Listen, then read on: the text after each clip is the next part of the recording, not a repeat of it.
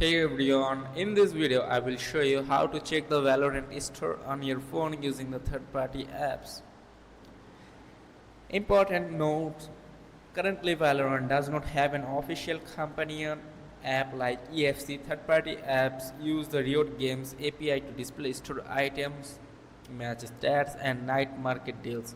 However, these apps do not allow you to purchase skins directly. You must log into Valorant to make a purchase. Since there are no apps available for iOS, this method is for Android users only. First of all, you have to download vShop, open your browser and search the vShop APK file, vShop APK file.